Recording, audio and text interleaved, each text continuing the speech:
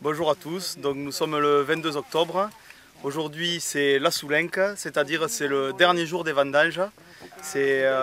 Donc la dernière journée c'est les blancs doux, c'est 1 mois et demi de récolte, en dents de scie, des jours sans, des jours avec de la pluie, des jours avec du sec.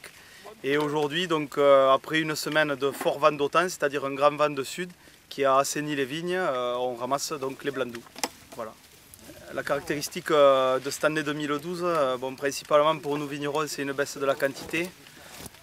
Pour moi, ce sera de l'ordre de 10 à 15%. Pour certains de mes collègues, le double, c'est-à-dire il va manquer un tiers de la récolte. Pour d'autres, peut-être moins. Bon, c'est une année quantitativement qui sera plus basse. Et j'ai les vendangeurs derrière qui m'appellent, mais sinon c'est normal.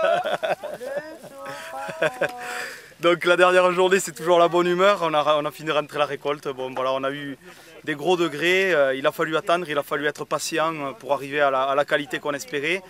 Par rapport à d'habitude, on a vendangé avec 3 semaines de retard pratiquement. Voilà.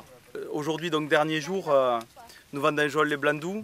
Les blancs doux, c'est-à-dire que ce sont des blancs avec beaucoup de sucre.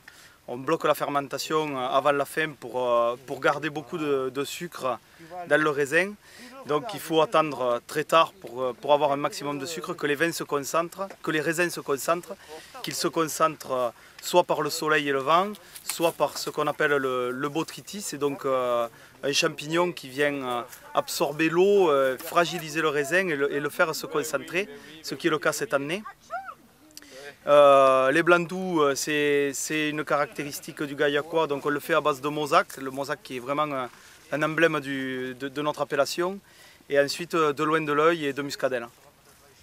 Ici aujourd'hui on ramasse du Mauzac qui fait à peu près, dans son taux de sucre, va amener le vin, si on l'amenait à la fin de sa fermentation, il ferait entre 17 et 18 degrés. Et comment ça, il verra la vendange?